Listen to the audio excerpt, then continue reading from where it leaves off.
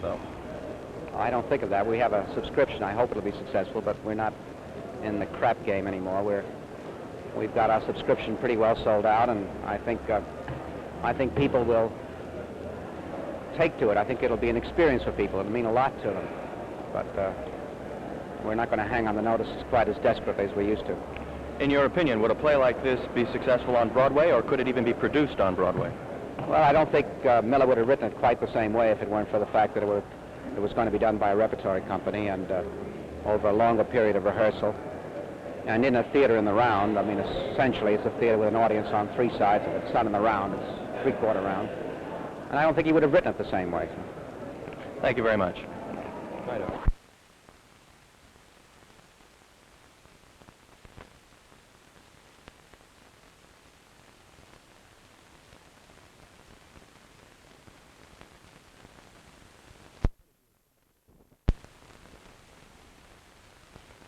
What is your opinion of the new Lincoln Center group?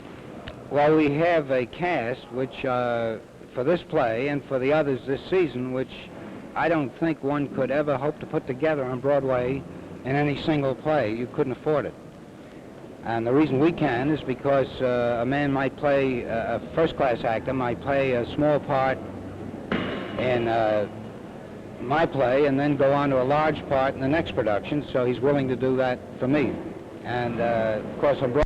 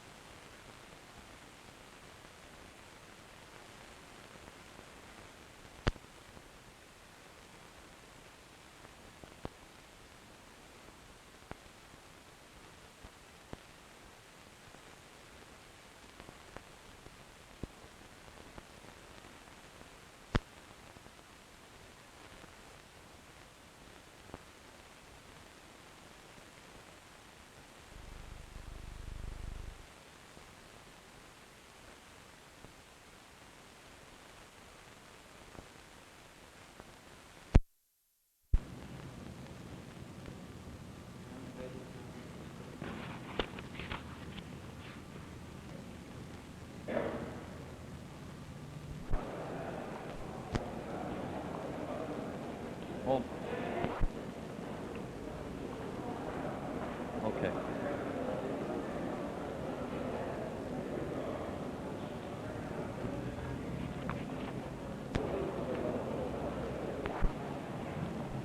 Okay.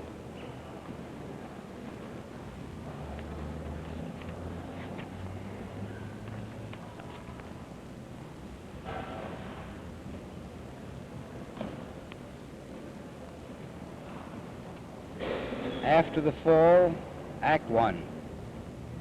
The action takes place in the mind, thought, and memory of Quentin. Excepting for one chair, there is no furniture in the conventional sense, no walls or substantial boundaries.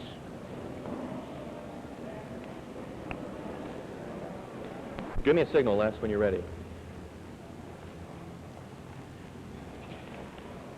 Way, that's not so you don't get the advantage of that. I think it's the spirit of the whole enterprise is marvelous. We are once again putting, I think, play back on the stage instead of business. It's, I hope, got nothing to do with the normal, ordinary, run-of-the-mill kind of production. We have 3 months to rehearse in. We can consider everything. We can act without hysteria. We can expand ourselves. The actors can discover themselves. And I can make whatever improvements I want in the script after due consideration and so on. It's an ideal situation. Would you classify your new play as a comedy? Oh, no. No, it's a serious play, and as serious as anything I've ever written.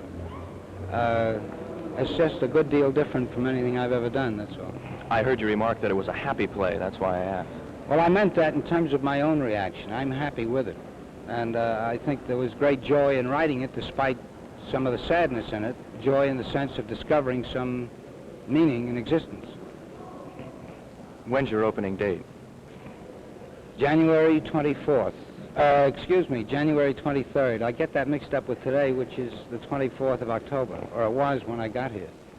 Thank you very much. Hold it just a second. Just a second, please, Vic.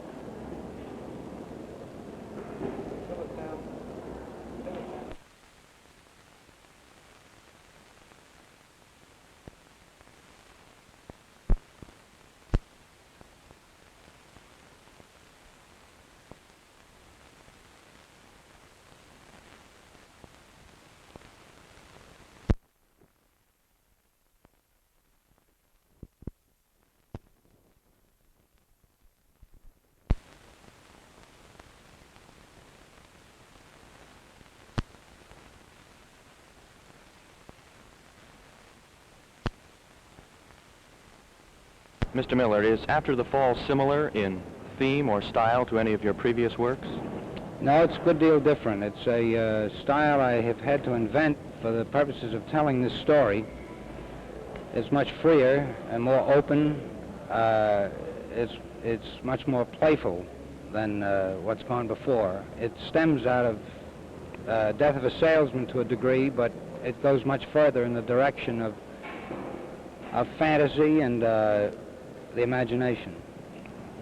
Mr. Kazan, how do you feel about working on After the Fall? Well, naturally, I'm thrilled to work on it. It's a wonderful play, and I'm happy as can be about it. What do you think of the new Lincoln Center group? Well, I must think a lot of it. I've worked a long time on it. We brought this bunch together, and it's a very exciting group, very fresh and young, eager, and high-spirited, and, I don't know, a wonderful group of people. You mean the actors, don't you? Is Mr. Miller's play at all similar to his previous work? Well, it's far more daring and far more unusual. It's genuinely experimental, and it's difficult to do. There's no precedent for it. There's never been a play like it, and I think it cuts very deep, says a lot, and I'm scared of it, and I'm exhilarated at doing it. You look for it to be a... Quiet, please. After the Fall, Act 1.